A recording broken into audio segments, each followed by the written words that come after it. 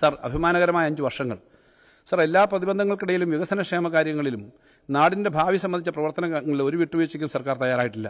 10 വർഷം കൊണ്ട് കേരളത്തിന് മുഖച്ഛായ മാറ്റാൻ 1-2 പിണറായി സർക്കാരുകൾ കഴിഞ്ഞു. സംസ്ഥാനത്തിൻ്റെ സാമ്പത്തിക രംഗത്ത് നിർണായകമായ വളർച്ചയുണ്ടാക്കാനും നമ്മുടെ നാട്ടിലെ ജനങ്ങൾക്ക് ഇവിടെ തന്നെ തൊഴിൽ ചെയ്യാൻ കഴിയുന്ന ഭൗതിക സാഹചര്യങ്ങൾ സൃഷ്ടിക്കുന്നതിനുള്ള പ്രവർത്തനങ്ങൾക്ക് ഗതിവേഗം നൽകാനും നമുക്ക് കഴിഞ്ഞു. സർ, ഏറെ അഭിമാനകരമായ നേട്ടങ്ങളുമായിട്ടാണ് 2ാം പിണറായി സർക്കാർ 5 വർഷക്കാലം പൂർത്തിയാക്കുന്നത്. കേരളത്തിലെ ജനങ്ങളുടെ ജീവിതത്തിൽ ഗുണപരമായ മാറ്റങ്ങൾ കൊണ്ടുവരാൻ സർക്കാരിന് കഴിഞ്ഞു. വികസനക്ഷേമ രംഗങ്ങളിൽ നാം കൈവരിച്ച നേട്ടങ്ങൾ ലോകശ്രദ്ധ നേടിക്കഴിഞ്ഞു. ഇന്ത്യയുടെ തെക്കേറ്റത്തുള്ള ഒരു ചെറിയ സംസ്ഥാനം ലോകത്തിനു മുമ്പിൽ അവതരിപ്പിച്ച വികസന മാതൃകയെ അന്തർദേശീയ മാധ്യമങ്ങൾ പോലും ശ്രദ്ധിക്കുന്നു എന്നത് ചെറിയ കാര്യമല്ല. സർ, ക്ഷേമരംഗങ്ങളിൽ ഇന്ത്യയിൽ ഏറ്റവും കൂടുതൽ പണം ചെലവഴിക്കുന്ന സർക്കാർ കേരളത്തിലേതാണ്. അതിവിപുലമായ സാമൂഹ്യ സുരക്ഷാ പദ്ധതികളാണ് നമ്മുടെ സംസ്ഥാനത്തുള്ളത്. സർ, നാളിതുവരെ ക്ഷേമ പെൻഷനായി 2ാം പിണറായി സർക്കാർ നൽകിയ തുക 48,383.83 കോടി രൂപയാണ്. 62 ലക്ഷം ജനങ്ങൾക്ക് മുടക്കമില്ലാതെ എല്ലാ മാസവും 2000 രൂപ സാമൂഹ്യ സുരക്ഷാ പെൻഷൻ എത്തിക്കുന്നു. സർ, ഈ സർക്കാർ കാലാവധി പൂർത്തിയാക്കുമ്പോഴേക്കും 54,000 കോടി രൂപ ക്ഷേമ പെൻഷനായി ജനങ്ങളുടെ കയ്യിൽ എത്തിച്ചിരിക്കും. 1/2 ട്രില്യൺ രൂപ ക്ഷേമ പെൻഷനായി കേരളത്തിലെ സാധാരണക്കാർക്ക് നൽകിയ സർക്കാരാണിത്. ഇത് ഇന്ത്യയിലെ മറ്റൊരു സംസ്ഥാനത്തും ഇത്രയും സുസ്ഥിരവും വിശ്വാസത ഉള്ളതുമായ ഒരു സാമൂഹ്യ സുരക്ഷാ പെൻഷൻ പദ്ധതി ഇല്ല. സർ, ഉമ്മൻചാണ്ടി സർക്കാരിൻ്റെ കാലത്ത് 5 വർഷം കൊണ്ട് 10,700 കോടി രൂപയാണ് മാത്രമാണ് ക്ഷേമ പെൻഷനായി നൽകിയത്. എന്നാൽ 1ാം പിണറായി സർക്കാരിൻ്റെ കാലത്ത് മുൻ സർക്കാരിൻ്റെ കുടിശ്ശികയായ തുക ഉൾപ്പെടെ 35,089 കോടി രൂപ നൽകി. 1-2 പിണറായി സർക്കാരുകൾ 10 വർഷം കൊണ്ട് ക്ഷേമ പെൻഷനായി നൽകിയത് 90,000 കോടി രൂപയാണ്. സർ, ഒരു മാസത്തെ കുടിശ്ശിക പോലുമില്ലാതെ മുഴുവൻ ഗുണഭോക്താക്കളിലേക്കും പെൻഷൻ കൃത്യമായി എത്തുകയാണ്. സർ, സാമൂഹ്യ സുരക്ഷാ പെൻഷൻ, മുഖ്യമന്ത്രിയുടെ സ്ത്രീ സുരക്ഷാ പദ്ധതി, മുഖ്യമന്ത്രിയുടെ കണക്ട് വർക്ക് സ്കോളർഷിപ്പ് ഉൾപ്പെടെ പദ്ധതികളുടെ മാത്രം 1 കോടി ആളുകളിലേക്കാണ് സർ സർക്കാരിന്റെ സഹായം എത്തുന്നത്. അതായത് ജനസംഖ്യയുടെ 30% ആളുകൾക്ക് എല്ലാ മാസവും സർക്കാർ നേരിട്ട് സാമൂഹ്യ സുരക്ഷാ സഹായം എത്തിക്കുന്നു. സർ, ലൈഫ് പദ്ധതിയിലൂടെ 4,81,935 കുടുംബങ്ങൾക്ക് LDF സർക്കാർ അടച്ചുറപ്പുള്ള വീടുകൾ നൽകി. 2ാം പിണറായി സർക്കാരിന്റെ കാലാവധി പൂർത്തിയാക്കുമ്പോഴേക്കും ലൈഫ് പദ്ധതിയിലൂടെ കൈമാറുന്ന വീടുകളുടെ എണ്ണം 5,25,000 കടക്കും. സർ, കടൽക്ഷോഭ ഭീഷണി അനുഭവിക്കുന്ന പ്രദേശങ്ങളിലെ മത്സ്യത്തൊഴിലാളി കുടുംബങ്ങളെ സുരക്ഷിത പാർപ്പിടങ്ങൾ നിർമ്മിച്ച് മാറ്റിപ്പാർപ്പിക്കുന്ന പുനർഗേഹം പദ്ധതിയിലൂടെ സർക്കാർ നിർമ്മിച്ചു നൽകിയത് 3408 ഭവനങ്ങളാണ്. 2000-ഓളം ഭവനങ്ങളുടെ നിർമ്മാണം പൂർത്തീകരണ ഘട്ടത്തിലുമാണ്. സർ, വീടുകൾ നിർമ്മിച്ചു നൽകുക മാത്രമല്ല സർക്കാർ ചെയ്യുന്നത്. കടക്കടിയിൽ അകപ്പെട്ട് വീടുകളിൽ നിന്നും ഇറക്കിവിടപ്പെടുന്ന മനുഷ്യർക്കായി ഏക കിടപ്പാട സംരക്ഷണ നിയമം ഈ സർക്കാർ നടപ്പിലാക്കി. സർ, ഈ സർക്കാർ ചുമതലയേറ്റതിനു ശേഷം ആദ്യത്തെ മന്ത്രിസഭാ യോഗത്തിലെടുത്ത തീരുമാനം സംസ്ഥാനത്ത് നമ്മുടെ ഭരണ സംവിധാനങ്ങളുടെ പോലും കണ്ണിൽപ്പെടാതെ ജീവിക്കുന്ന അതിദരിദ്രരായ മനുഷ്യരുടെ ജീവിതാവസ്ഥയെ മെച്ചപ്പെടുത്താം എന്നതായിരുന്നു. അതിനായി ദാരിദ്ര്യ നിർമ്മാർജ്ജന പദ്ധതി നാം നടപ്പിലാക്കി. സർ, സംസ്ഥാനത്തെ 64,006 കുടുംബങ്ങളിലെ 1,03,099 വ്യക്തികളെയാണ് സർക്കാർ അതിദാരിദ്ര്യത്തിൽ നിന്നും മോചിപ്പിച്ചത്. സർ, ലോകത്ത് ചൈന കഴിഞ്ഞാൽ ആദ്യമായാണ് ഒരു സർക്കാർ ഇത്തരത്തിലൊരു ബൃഹത് പദ്ധതി വിജയകരമായി നടപ്പിലാക്കുന്നത്. സർ, കാരുണ്യ ആരോഗ്യ സുരക്ഷാ പദ്ധതിയിലൂടെ 42.1 ലക്ഷം കുടുംബങ്ങളിലെ 1.5 കോടിയോളം പേർക്ക് പ്രതിവർഷം 5 ലക്ഷം രൂപ വരെ സൗജന്യ ചികിത്സ നൽകാൻ ഈ സർക്കാർ ചെലവഴിച്ചത് 4,236.22 കോടിയാണ്.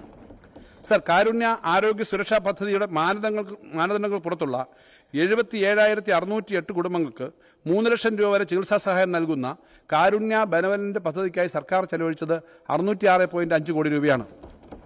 സർ, കേരളത്തിലെ ശിശുമരണ നിരക്ക് 5 ആണ്. ഇത് ഇന്ത്യയിൽ ഏറ്റവും കുറവാണ്. ദേശീയ ശരാശരി 25 ആണെന്നതും നാം ഓർക്കണം. അമേരിക്കയേക്കാൾ കുറഞ്ഞ ശിശുമരണ നിരക്കാണ് നമ്മുടെ നാടിനുള്ളത് എന്ന അഭിമാനത്തോടെ പറയട്ടെ. കുറഞ്ഞ മാതൃമരണ നിരക്കിലും ഉയർന്ന മറ്റ് ആരോഗ്യ സൂചകങ്ങളിലും കേരളം രാജ്യത്ത് ബഹുദൂരം മുന്നിലാണ്.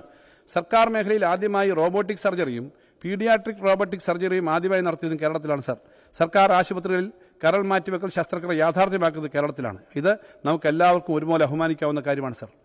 സർ, ഞങ്ങളുടെ മുൻഗണന ഈ നാട്ടിലെ സാധാരണ മനുഷ്യരാണ്. അവരുടെ ജീവിത സുരക്ഷയാണ്. ഞങ്ങൾ പ്രവർത്തിക്കുന്നത് അവരുടെ ദുരിതമകറ്റാനാണ്. സർ, ജാതിയുടെയും മതത്തിന്റെയും സങ്കുചിത ചിന്തകളുടെയും പക്ഷത്തല്ല, മനുഷ്യന്റെ പക്ഷത്താണ് സർ ഞങ്ങൾ. വർഗീയ ശക്തികൾ ഉയർത്തിയ ആക്രമണങ്ങളെയും പ്രചരിപ്പിച്ച അസത്യങ്ങളെയും നേരിട്ട് മുന്നേറി വന്നവരാണ് ഞങ്ങൾ. സർ, മതമാണ് പ്രശ്നം എന്നതല്ല ഞങ്ങളെ നയിക്കുന്ന മുദ്രാവാക്യം. അത് മതമല്ല പ്രശ്നം, എരിയുന്ന വയറിലെ തീയാണ് പ്രശ്നം എന്നതാണ്.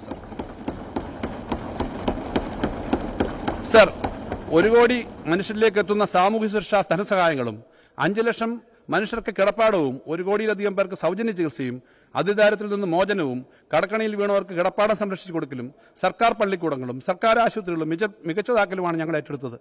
അത് ഞങ്ങളുടെ രാഷ്ട്രീയമാണ് സാർ. ആ രാഷ്ട്രീയം ഓരോ നിശ്വാസത്തിലും ഞങ്ങൾ ഉയർത്തിപ്പിടിക്കുന്നുണ്ട് സാർ. സർ, കേരളത്തെ നടുക്കിയ മുണ്ടക്കൈ ചൂരൽമല ദുരന്തത്തിന്റെ പുനരധിവാസ പ്രവർത്തനങ്ങൾ നാം ഏറ്റവും മികച്ച രീതിയിൽ ഏറ്റെടുത്തിരിക്കുകയാണ്. മരണപ്പെട്ടവരുടെ ആശ്രിതർക്കും ദുരന്തബാധിതർക്കും പ്രതിമാസ ധനസഹായം ചികിത്സാ സഹായവും നൽകിയും വാടക നൽകുന്നതിനൊപ്പം മാതൃകാപരമായ ഒരു ടൗൺഷിപ്പ് പദ്ധതി പൂർത്തീകരണത്തിലേക്ക് അടുക്കുകയാണ്. സർ, കൽപ്പറ്റ എൽസ്റ്റൺ എസ്റ്റേറ്റിൽ 410 വീടുകളുടെ നിർമ്മാണം പുരോഗമിക്കുകയാണ്. റോഡും ഡ്രെയിനേജുകളും പൊതുജനാരോഗ്യ കേന്ദ്രവും മാർക്കറ്റും കമ്മ്യൂണിറ്റി സെന്ററും ഓപ്പൺ തിയേറ്ററും അങ്കണവാടിയും മലിനജല സംസ്കരണ പ്ലാന്റും കളിസ്ഥലങ്ങളും ഉൾപ്പെട്ട ആസൂത്രിതമായ ഒരു ടൗൺഷിപ്പാണ് തയ്യാറാക്കുന്നത്. നാടൊന്നാകെ ഈ പുനർനിർമ്മാണ പദ്ധതിയിൽ സർക്കാരിനൊപ്പമുണ്ട്. വയനാട്ടിലെ ദുരന്തബാധിതരുടെ പുനരധിവാസം സമയബന്ധിതമായി പൂർത്തിയാക്കും എന്ന പ്രഖ്യാപനം കഴിഞ്ഞ ബജറ്റിൽ നടത്തിയിരുന്നു. സർ, ആ വാക്ക് പാലിക്കുകയാണ്. ഫെബ്രുവരി 3-ാം വാരത്തോടെ ആദ്യ ബാച്ച് വീടുകൾ അർഹരായവർക്ക് കൈമാറുകയാണ്.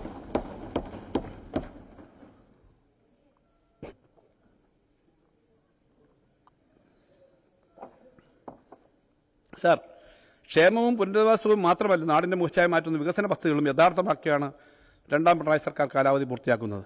സർ, കേരളത്തിന്റെ തെക്ക് വടക്ക് ദേശീയപാതയുടെ NH-66 നിർമ്മാണം ദ്രുതഗതിയിൽ പുരോഗമിക്കുകയാണ്. സർ, ഇന്ത്യയിൽ ആദ്യമായി ദേശീയപാതയുടെ ഭൂമി ഏറ്റെടുത്ത ചെലവിന്റെ 25% 5580 കോടി രൂപ നൽകിയ സർക്കാരാണ് നമ്മുടേത്.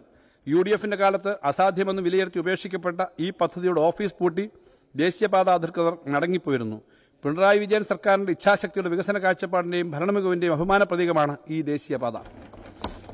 കേരളത്തിന്റെ വരും തലമുറകൾ പിണറായി വിജയനെയും ഇടത് സർക്കാരിനെയും അഭിമാന പുരസ്സരം നോക്കിക്കാണും എന്ന് ഞങ്ങൾക്ക് ഉറപ്പാണ്. സർ, ഭാവി കേരളത്തിന്റെ വികസന ചക്രവാളം തുറന്നാണ് വിഴിഞ്ഞം പദ്ധതി യാഥാർത്ഥ്യമായത്. വിസ്മയകരമായ വികസനം വിഴിഞ്ഞത്തിലൂടെ കേരളത്തിലെത്തും. നാളിതുവരെ വിഴിഞ്ഞം തുറമുഖത്ത് നങ്കൂരമിട്ടത് 611 ചരക്ക് കപ്പലുകളാണ്.